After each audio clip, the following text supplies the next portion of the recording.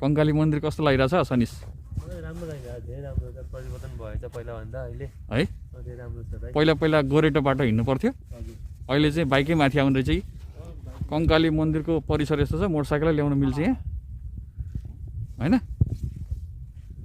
मन्दिर चाहिँ यस्तै हो है, यहाँ यस्तो छ। मन्दिर पूजा गरिरहेको हजुर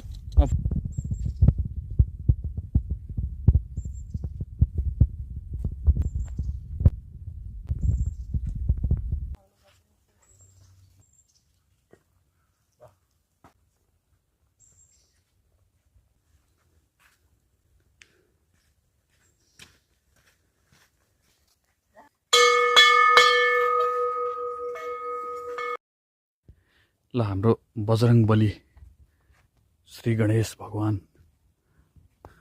यहाँको परिसर चाहिँ सफाइ रहेछ। कङ्काली मन्दिर चाहिँ मलाई सफा लाग्यो है, फोहोर चाहिँ यहाँ छैन। जस्तै के सुविधा हुनु पऱ्यो भन त? रोड आएको छ तर बाटो राम्रो भएन।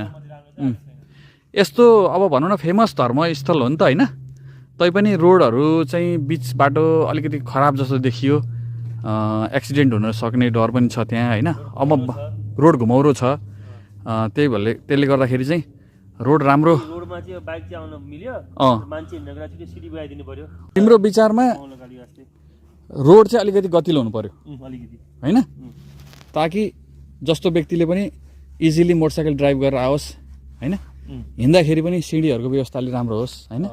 सर्टकटमा हिँड्ने मान्छे जस्तै मौलाकालिकामा बनाएको छ नि, हो त्यस्तै मौलाकालिका पनि त्यही त। अब केबुलका लागि केबुलको सुविधा हुनु पर्यो हो नि। हामीले यो कङ्काली मन्दिरमा माथि आएको चाहिँ कति तिर्नु परेको थियो तल? बाइकको र दुईवटा मान्छे गरेर 90 होइन। भनेपछि त 30 होला 60 होला अनि 30 रुपियाँ उसको। भनेपछि त हामीले के गर्न सक्दो रहेछौँ भने यो एरियामा त इन्कम सोर्स पनि त हुँदो रहेछ नि। तल कङ्कालीको गेटदेखि माथि कङ्काली मन्दिरसम्म यस्तै ढलान बाटो भयो भने त है यस्तो राम्रो हुन्थ्यो कि। ढलान बाटो चाहिँ छ तर धेरै छैन यो।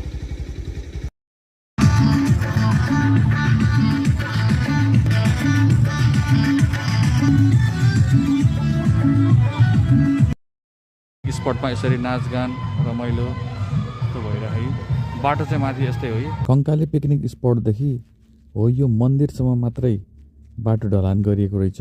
अब यहाँदेखि चाहिँ बाटो खराब छ माथि कङ्काली मन्दिरसम्म पुग्नको लागि चाहिँ।